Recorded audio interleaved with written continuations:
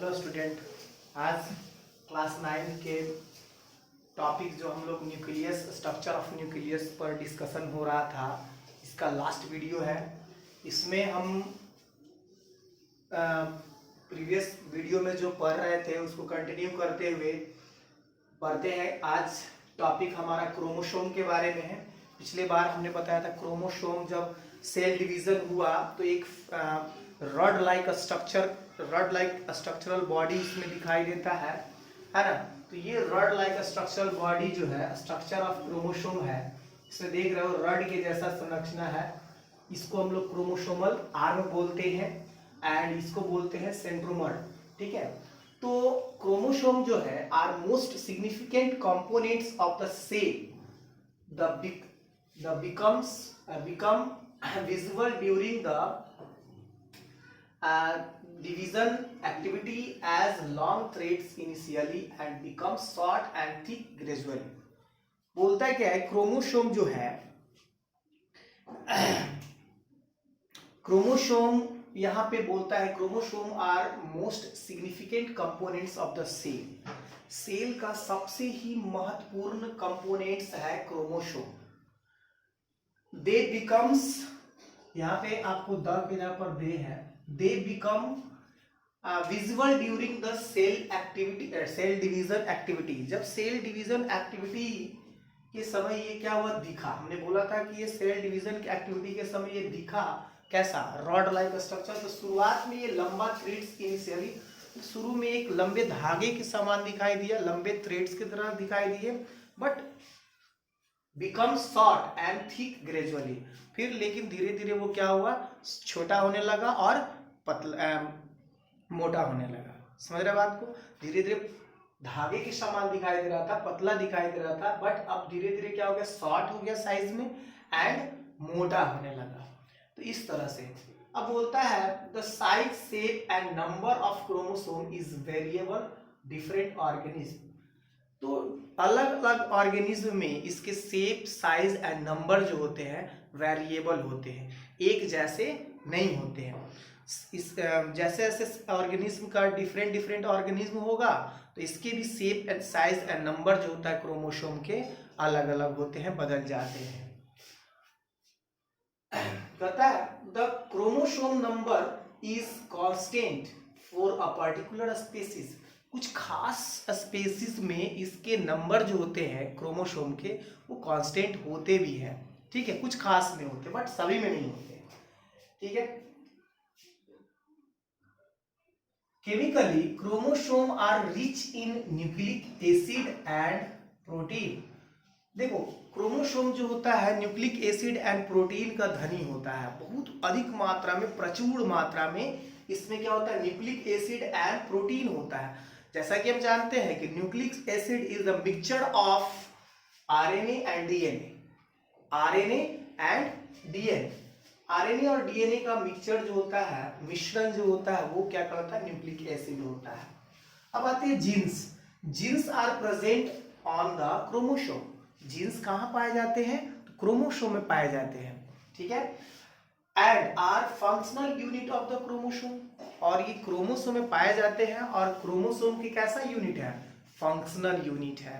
ठीक है, जीन्स जो होता है क्रोमोसोम में पाए जाते हैं और क्रोमोसोम के फंक्शनल यूनिट भी होता है ये।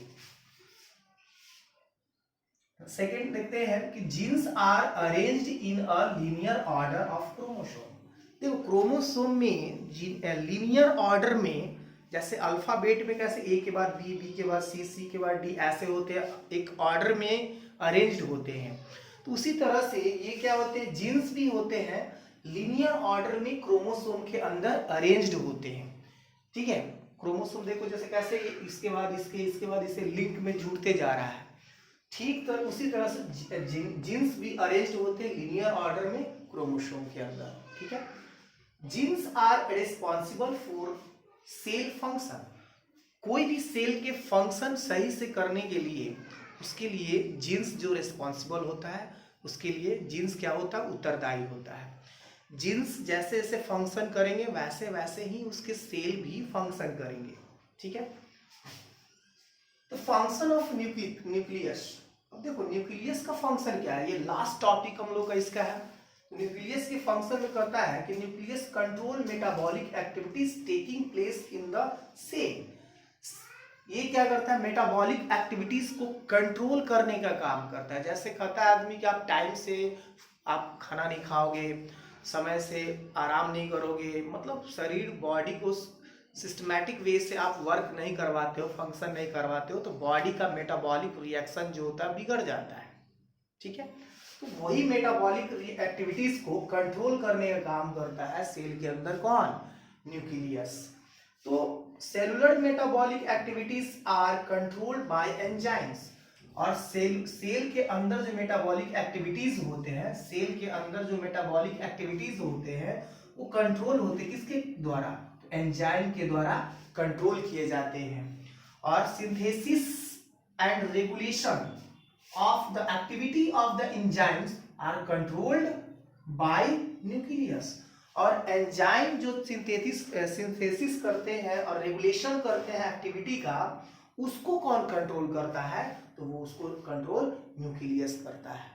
एंजाइम के जितने भी सिंथेसिस होते हैं, जितने भी रेगुलेशन होते हैं एक्टिविटी में, है ना, जैसे ब्लड का रेगुलेशन कैसे होता है, तो वैसे जितने भी रेगुलेशन बॉडी के अंदर सेल के कारण होता है, तो उसको एंजाइम का जो वो कंट्रोल करने का काम करता है वो न्यूक्लियस है।